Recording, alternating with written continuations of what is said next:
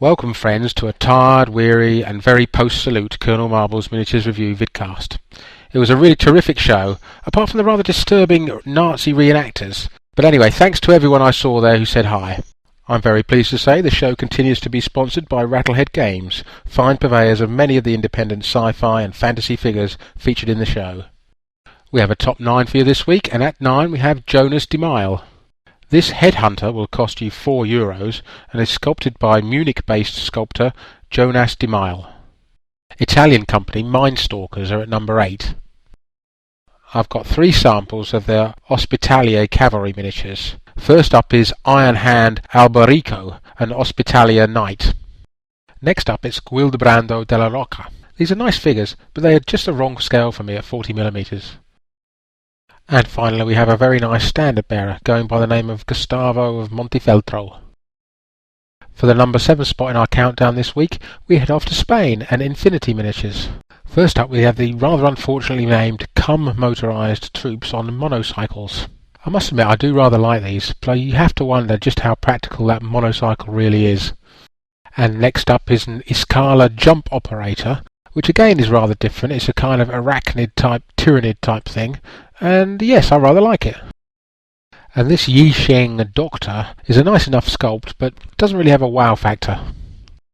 But I do really like the lock and load pose of this Moblot shotgunner. And now a newcomer to the vidcast, Ironclad Miniatures are at number 6. This is an excellent new steampunk era 28mm scale 3-wheeled armoured car. It's an 8-piece resin kit retailing for £9.50 UK. I saw this assembled model in the resin as it were at Salute, and it's a very impressive piece of kit, 8cm long and 6cm high. Rackham Miniatures fill the number 5 spot this week.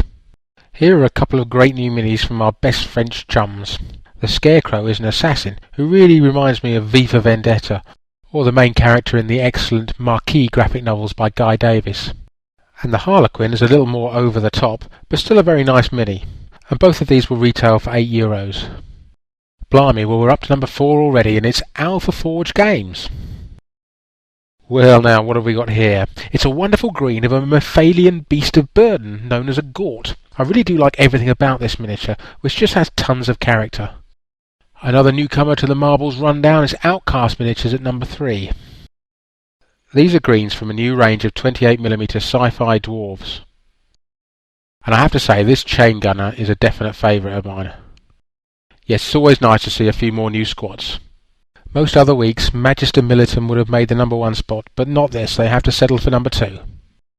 The guys over at Magister are releasing an entire range of fantasy Chinese figures, including this rather neat Chinese dragon. Yes, they have 103 miniatures in the range, and they put them all on sale at the same time. There's no phase releases for these guys. Here's a really nice hero figure. The prices seem generally to be very reasonable, and what army could be without a zombie queen like this?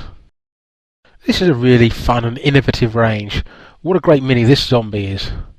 Sponsored in part by Blue Table Painting, your first choice for an excellent miniatures painting service. Viva España! Yes, Game Zone Miniatures are at number 1 this week. Yes, these guys had to be top of the pile this week, and not just because of these stupendous Renaissance-style mounted gunners.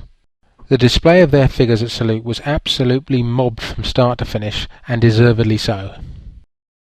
Game Zone's miniatures are some of the most striking and exciting fantasy figures I've seen in a very long time. Well done, guys.